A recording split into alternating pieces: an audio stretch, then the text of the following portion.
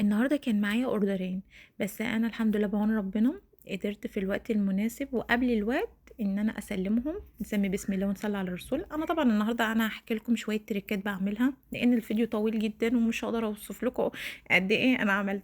انا بتبل الفراخ قبلها بليله، يعني امبارح بالليل كنت متبله الفراخ وسبتها ليله كامله في التلاجة.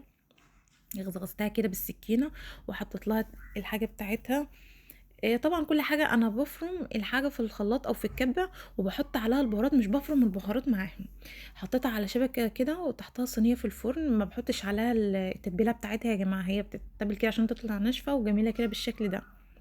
المحشي أنا باعمله ني في ني، طبعًا ني في ني بيبقى خفيف وما بيسببش حموضة وما بيسببش أي هيجان في المعدة خالص، جرّبوه وهتدعوا لي والله يا جماعة.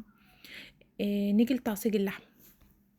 اللحمة أنا باعصّجها، باحط الأول الطاسة تسخن وبعد كده معلقتين زيت، وأول ما الزيت يسخن بانزل باللحمة بتاعتي، أول ما بتاخد لون باحط عليها بصلاية مبشورة وعليها فلفل أحمر، الفلفل الأحمر والبصل المبشور الاتنين مع بعض بينقلوها في مكان تاني، ونُص معلقة من الفلفل الأبيض مش فلفل أسمر، أنا ما باستعملش الفلفل الأسمر في الوصفة دي، البشاميل بالذات.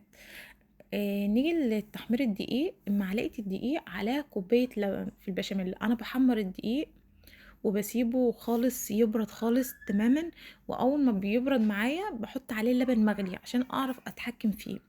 والتركاية اللي أنا باعملها في البشاميل إن أنا باحط بصلاية مغزغزة فيها قرنفل، بتنقلها طعم وريحة لمكان تاني، صدقوني هتحسوا إن أنتم بتاكلوا حاجة تانية خالص غير المكرونة بالبشاميل اللي إحنا متعودين عليها طبعًا. جربوها ونُص من معلقة الفلفل الأبيض، برضه جميلة جدًا. والخطوة التانية اللي أنا باعملها إن أنا وأنا باحط على المكرونة وهي بتتسلق معلقتين من اللحمة المفرومة وأنا باقلبهم كده بالبشاميل، بتخلّي المكرونة معايا juicy وجميلة جدًا، جربوها برضه هتدعي لي. وأول ما بادخّلها الفرن واحس إنها دخلت في خلاص مش هتحتاج حاجة، باحط على وشها جبنة الموتزاريلا عشان تطلع جميلة وخطيرة بالشكل اللي أنتم شايفينه معايا ده. ما شاء الله الشكل بيتكلم عنها يا جماعة، هي الجوعة الوحيدة والله وأنتم بتتفرجوا معايا. ده كان أحلى أوردرين أنا عملتهم، طبعًا أنا ما صورتش كل الأوردرات لإن أنا عاملة رز بسمتي وفراخ. لو أنتم أول مرة تشوفونا على صفحة أكل بيتي أتمنى إنكم تتابعونا ومستنية أوردراتكم.